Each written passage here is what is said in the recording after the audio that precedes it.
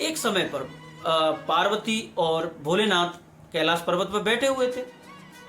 तो उन्होंने, पार्वती जी ने भोलेनाथ से ये प्रश्न किया कि प्रभु, इस पृथ्वी लोक में मैंने बहुत देखा है कि जो गरीब है वो लगातार गरीब होता जा रहा है, और लेकिन जो धनवान है वो अनेकों प्रकार की सुख संपत्ति ऐश्वर्य को प्राप्त करता जा रहा है। ऐसा क्या कारण है? लेकिन आपके लिए तो भक्त सभी समान है। तो भोलेनाथ ने कहा, ये बात बिल्कुल सही कह रही है कि भक्त सभी मेरे लिए एक जैसे हैं। तो लेकिन पार्वती ने फिर प्रश्न किया, ऐसा कारण क्या है कि इस वजह से ये जो भेदभाव है ऊंच नीच का, कि किसी के पास संपत्ति इतनी अधिक है वो उसे संभाल नहीं पा रहा है, लेकिन किसी के पास इतनी कम है कि 2 वक्त का खाना नसीब नहीं हो रहा है। तो भोलेनाथ ने पार्वती जी को बहुत समझाया, लेकिन वो नहीं मानी।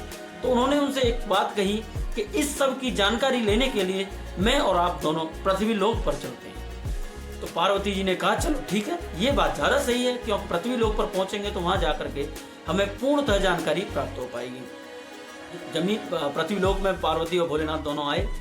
यहाँ पर भोलेनाथ ने कहा कि यहाँ पर हम मनुष्य के रूप में आएंगे और यहाँ के नियमों का भी पालन करना पड़ेगा। इसीलिए यहाँ के जो व्यक्ति हैं जिस प्रकार से अपना जीवन यापन करते हैं, हमें उसी प्रकार से अपना जीवन यापन करना पड़ेगा, तभी हम ये पता लगा पाएंगे। यानी कि उनको तो, भोलेनाथ को तो पता थी, लेकिन पार्वती जी को ये समझाना ज़्यादा जरूरी था, क्योंकि उनके मन का ये प्रश्न था। तब उन्होंने इस बात का प्रश्न को उनके सामने से लाकर उन्हें पृथ्वी लोक में ला करके निवास कर दिया। अब पार्वती जी कहने लगी कि हम यहाँ पर इंसान के रूप में आए हैं, तो यहाँ के नियमों का पालन करना पड़ेगा। तो सर्वप्रथम संध्या का समय था। पार्वती जी कहने लगी कि आप भोजन की व्यवस्था करके लाइए बाहर से, मैं यहाँ पर जब तक भोजन को बनाने की तैयारी करती हूँ। ठीक है। इस प्रकार भोलेनाथ कह करके बाहर भोजन की व्यवस्था के लिए बाहर चले गए। पार्वती ने, जितनी देर में भोलेनाथ बाहर गए थे उतनी ही देर में पार्वती जी गई। पड़ोस में एक फूटा हुआ एक खंडर मकान पड़ा हुआ था, वहां से कुछ ईंट लेकर के आई, एक चूल्हा तैयार किया और एक हल्की सी जो फूस की एक छान यानी कि छप्पर जैसा बनाकर तैयार करके रखा, यानी ईंटों से चूल्हा बना लिया और एक छान यानी घर जैसा तैयार कर लिया। जब भोलेनाथ वापस आकर के देखा कि चूल्हा बना हुआ है, वो भी पुरानी ईंटों से, तो पार्वती जी उनके खाली हाथों को देख करके उन पे उनसे कहने लगी कि ये तुमने क्या किया? शाम का समय हो रहा है, खाने का समय हो गया, लेकिन आप भोजन का कोई भी सामान लेकर के नहीं आए हो, तो क्या हुआ? कहाँ मिला नहीं आपको?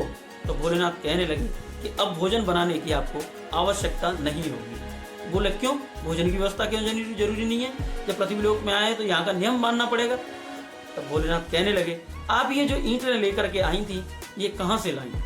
बोले पड़ोस में ही कोई फूटा हुआ मकान पड़ा हुआ था, उसी में से 4 ईंटें ला करके मैंने चूल्हा तैयार कर लिया, लेकिन आप भी खाना नहीं लाए, सामान नहीं लेके आए जिससे खाना बना सके। तब भोलेनाथ कहने लगे, हे पार्वती, आपको जरा सोचने के लिए एक मैं आपको एक बात कहता हूँ जिसको आप जरूर सोचिएगा।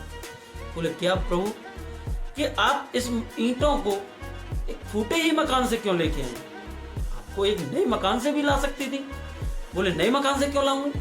वो तो नया अभी बना है, उसका देख रेख है, उसे तो बन के अभी बनना है, पूरा मकान बनेगा तभी जाके रहने योग्य रहेगा।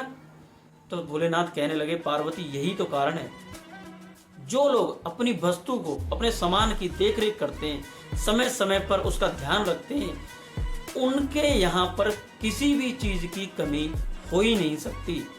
और जिन लोगों के पास संपत्ति आज नहीं है, उनके पास कभी हुआ करती थी, उन्होंने इस संपत्ति को ध्यान नहीं रखा, यानी उस पर ध्यान नहीं दिया, उसे रोका नहीं, तो उनके पास तो गरीबी आएगी ही।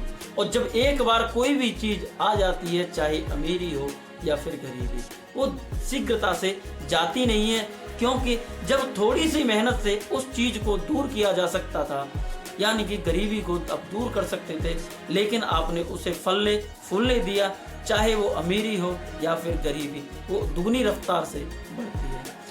तो दोस्तों, मेरा इस वीडियो में एक ही उद्देश्य था कि अगर आप किसी भी समस्या से जूझ रहे हैं तो आप उस समस्या का समाधान शीघ्र करिए। एक 3 चीजें होती हैं, फर्ज, मर्ज और कर्ज। इन तीनों को समय पर अदा करना चाहिए, क्योंकि किसी भी चीज को अगर समय पर ना किया गया तो ये नासूर बन जाती हैं। इसी शुभकामना के साथ मैं आपसे विदा चाहता हूँ। अगर आप मेरे चैनल पर पहली बार हैं तो चैनल को सब्सक्राइब कर दीजिए। वीडियो अगर आपको अच्छी लगी है तो वीडियो को लाइक जरूर कीजिएगा और ये जो वीडियो है काफ़ी मोटिवेशनल है। इसको अपने दोस्तों के साथ, रिश्तेदारों के साथ में, परिवारीजनों को जरूर शेयर कीजिएगा। तब तक के लिए जय हिंद, जय भारत, राधे राधे, जय श्री कृष्ण।